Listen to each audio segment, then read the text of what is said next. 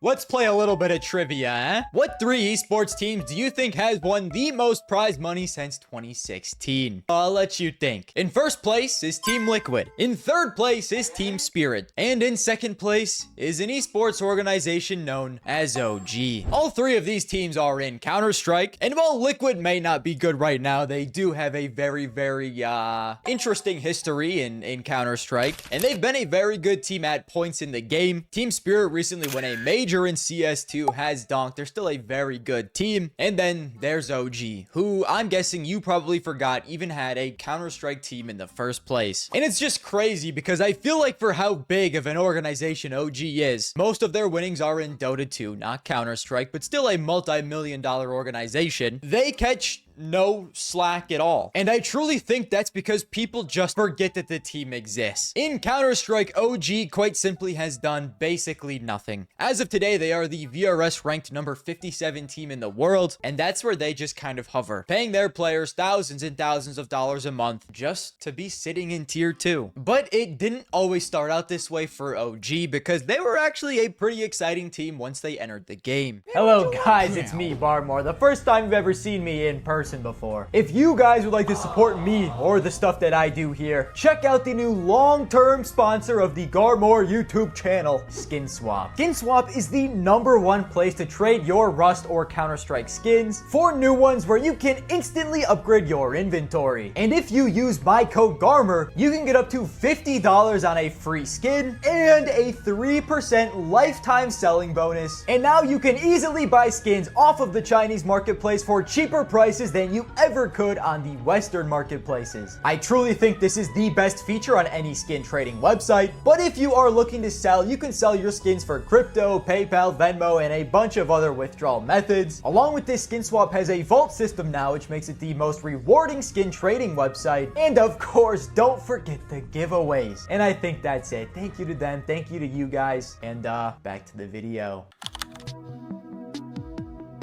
Back in December of 2019 is when OG first announced they would be entering CSGO. It's incredibly exciting when any organization enters Counter-Strike, but for one that is as big and prestigious as OG was, people were celebrating. And it wasn't even just because of how big the org was, but also because of their incredibly exciting roster that they had just announced. OG would enter Counter-Strike led by Alexi B, who after leading a tier 2 team in ENCE to a major grand final, and then in turn was unfortunately scapegoated and kicked, he was looked at as one of the best up-and-coming callers in the entire scene. They also acquired 2-time major winner and legendary French rifler NBK from Vitality's bench, added Valde, who was looked at as one of the most underrated Danish riflers in the entire scene. He placed top 20 in 2018, but was always kind of stuck on tier 2 teams like Heroic and North. Issa, who was a very impressive rifler from his time on Hellraisers, posting a 1.10 rating, and finally Polish Mantu, who posted a 1.2 rating in tier 2 with alternate attacks. A very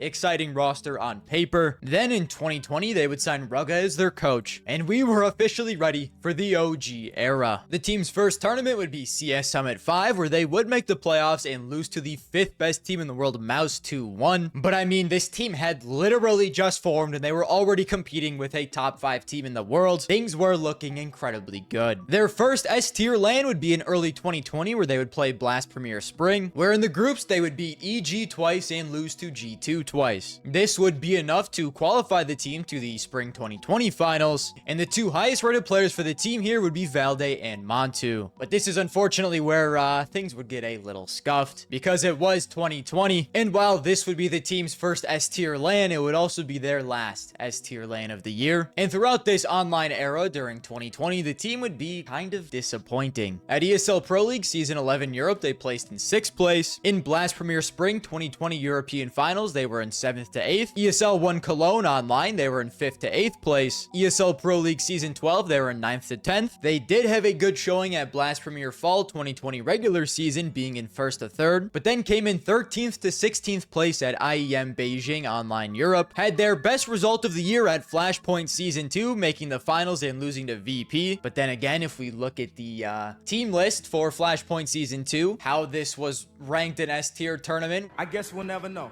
And then after that, Blast Premier Fall 2020, they came in 7th to 8th place. Throughout 2020 in the online era, OG were a decent team. Sure, they could slide into some S tier playoffs, but they wouldn't really ever make deep runs. But the good news at least was the team did peak at number 6 in the world in 2020 and entered 2021 as the number 7 ranked team in the world. Heading into 2021, you might be saying, Garmour. they're a top 10 ranked team in the world. How can you be so negative regarding them? Cut them a bit of slack. And well, honestly, I guess I kind of agree with you. Because you look at the team, you look at the players on the team, and they're all very good, but maybe they weren't good enough to be a super team that was, you know, a top 3 team in the world. Maybe from 6 to 10 is exactly where they belonged. But unfortunately, that number 7 ranking wouldn't last very long. To start 2021, things were looking incredibly rough. Blast Premier Spring Groups 2021, 10th to 12th place. IEM Masters World Championship, 13th to 16th place. In the first 2 S-tier online tournaments of the year, they had not performed well at all. And so this is when the team decided they had had enough of NBK, who in 2021 had posted a 1.0 rating, and to stand in for him would be benched rifler for heroic Nico, the Danish Nico, not the Nico. And after coming in 13th to 16th place at ESL Pro League Season 13, they would decide to sign Nico full-time. But right around this same time, they also decided to bench rifler Issa and replace him with a little-known Tier 2 rifler called Flame Z. And even shortly after that, OG would re-sign their core of Alexi B, Valde, and Montu to a 1-year contract renewal, keeping them tied to the org until the end of 2022. Maybe with Nico and Flames, OG could finally gain a little bit more consistency, because right now they were kind of all over the place, and it was looking like they were closer to their floor than they were their ceiling. Following these 2 roster moves, OG would actually have 2 pretty good tournament showings. First, they would try and gain some momentum with their new roster at Spring Sweet Spring number 2, which was a Tier 2 event. But you know, those Tier 2 events, man, you never know what can happen at those, especially with it being online. But thanks to OG being one of the big name teams that were invited to this event and getting an immediate start in the quarterfinals, they would easily make the grand finals, not dropping a map, where they would then be matched up against Big. Big at the time were the number 8 ranked team in the world, and we do gotta remember Big was a very good team during the online era. They were even the number 1 team in the world at one point. But here, OG would actually beat them in the final 2-1, mostly due to a Montu Valde masterclass. They then followed this up by playing in an S-tier event, IEM Summer 2021, where they would beat the number 10 ranked team NIP, the number 8 ranked team VP, and the number 30 ranked team EG to make the playoffs and beat the number 12 ranked Vitality in the semis. But in these finals, they would have to play the number 1 ranked team Gambit in the finals, and they would get swept 3-0. But this was still incredibly good back-to-back tournament showings for OG, and because of this, they would then be skyrocketed back up into the top 10. But unfortunately, while things were looking up in the moment, 2021 would kind of be a failure for the team, because despite being ranked in the top 10 and looking like they were on the up and up, at IEM Fall Europe, OG would come in 11th place, which resulted in them not having enough RMR points to make the Stockholm Major. This also wasn't helped that before this, at IEM Cologne, they placed 17th to 20th place, made the semis of ESL Pro League Season 14, and then came in 10th to 12th place at Blast Premier Fall Groups. It looked like the team was still incredibly inconsistent, and their inconsistent placings cost them a spot at the first major in 2 years. While this did stink for the team, you know, they were ranked in the top 10 and were missing out in the biggest tournament of the entire year, there was still a path forward for them because their roster did have incredibly young players like Flames on the team, and if they could continue to develop and continue to improve, they absolutely should be able to make the next one in 2022. To start 2022, OG decided that missing Stockholm would not be acceptable, so they would make a huge change to the roster. They'd partake in an IGL swap with G2. G2 would get Alexi B, and OG would get Nexa. It did still seem like Alexi had potential, but it just wasn't working with OG, and here they would have a fresh start with Nexa, who at the time was still regarded as one of the better in-game leaders in the scene, and was quite literally just in the Stockholm Major final. The team would go on to come in 1st to 3rd place at Blast Premier Spring Groups, playoffs, and then come in 13th to 16th place at IEM Katowice. They were kind of looking like the same inconsistent team that they had always been. And then at the PGL Major Antwerp RMR, they'd lose to Navi, Force, and Eternal Fire to miss the organization's second major. 2 chances, 2 majors missed, and that is with OG being one of the biggest orgs in the entire game. I'm sure they dumped a boatload of money into this team, and a huge way to recoup some of that money would have been the sticker money at these majors. So this is when the team kind of started to completely crumble. Valde benched, Nico benched, Neofrag from Sinners was picked up, and Fiku from Ago. Then also eventually Montu was benched, and Dexter was picked up from Spirit. And after all of these changes, the team would come in first to third place at Blast Premier Fall Groups. They love to farm the Blast Premier Fall Groups where you don't actually win anything, it's just a qualifier. But somehow, after the team had completely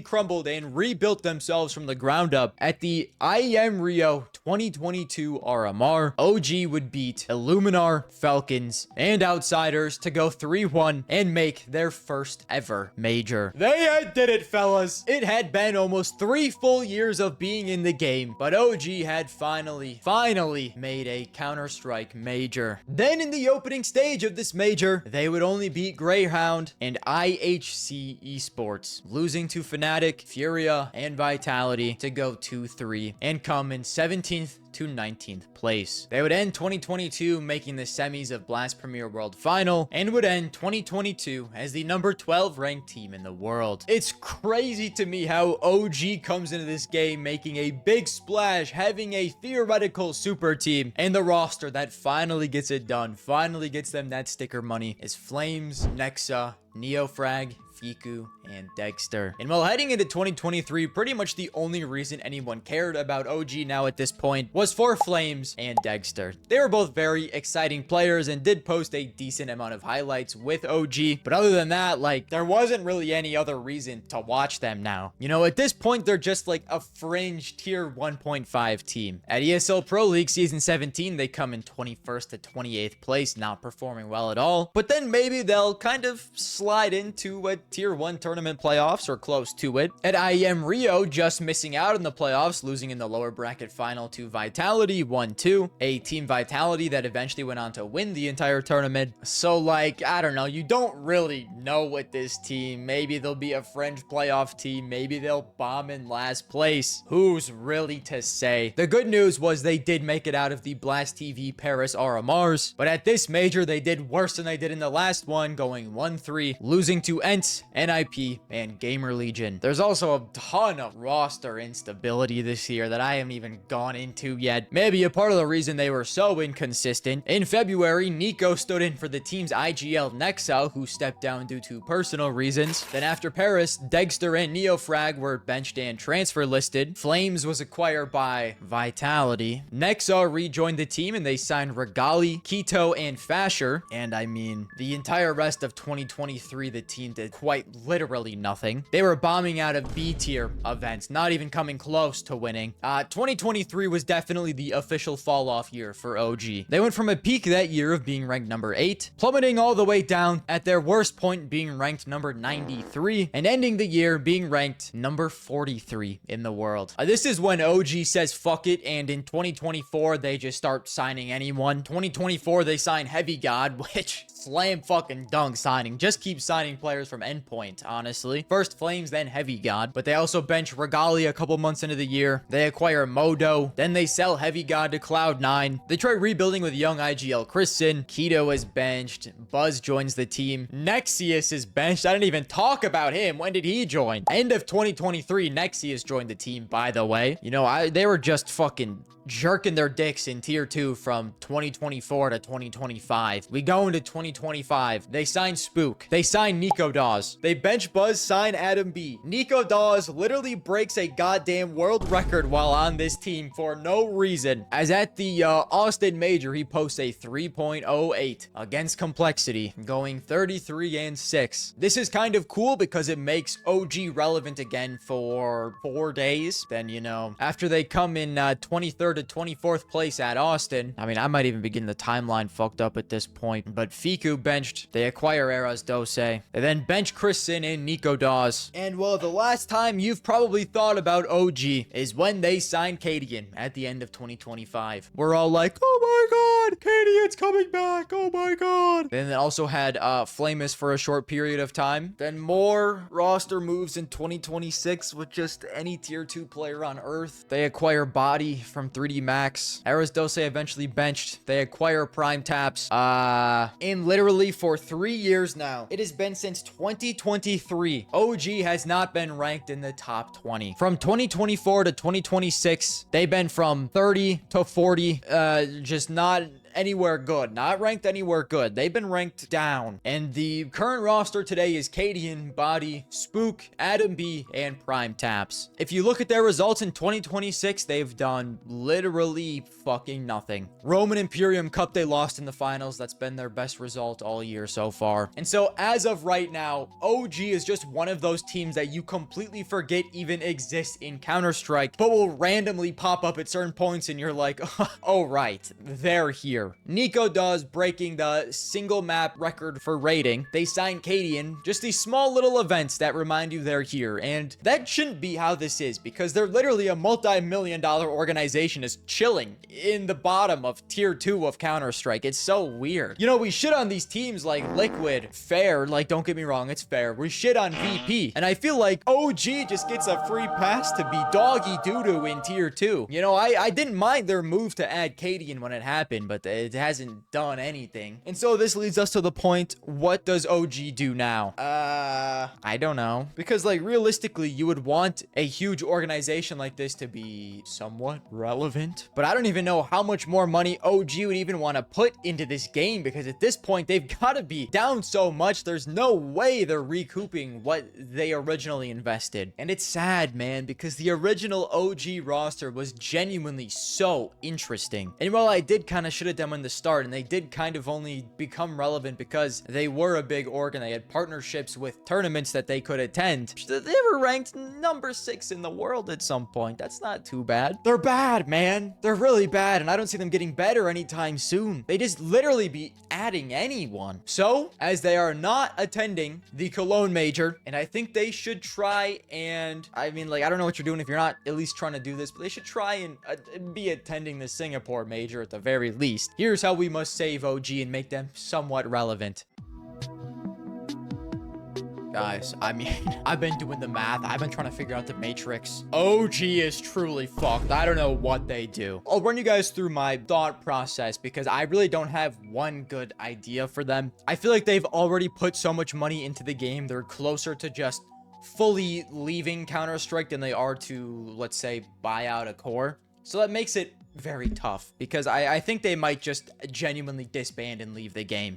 But there are a couple fun options that I could potentially see them doing. I think my favorite is for the team to go fully Swedish, because hear me out. Their two best players right now are Spook and Adam B. If you guys don't know, Adam B has been playing out of his mind in 2026 so far. And so what if you just go and get the Alliance core? If you want to, you know, put that type of money into the game, you can get Male09, Era, and Twist. And then you have a full Swedish team. Get a Swedish coach if you want as well. And I think that is an incredibly fun option. They barely missed out on the Cologne Major and are currently the number 28 ranked team VRS-wise in the world. I think, in my opinion, this is the most fun option for them. A couple other ones. I guess you can keep Cadian. I don't like Cadian being an op IGL, and I don't like that we've seen him try to be a rifling IGL and it'd literally be like the worst one of all time on Astralis. Maybe that was also Astralis being bad, but it did not look good. And if he's gonna put up, you know, 0.7 ratings as a rifling IGL, I just don't think you can have that. So I don't know, like, I don't mind keeping Cadian. I just wished he was a more capable rifling IGL. Then in that case, you can replace Body and Prime Taps and just try and work your way up through the rankings. You know, Magic is currently a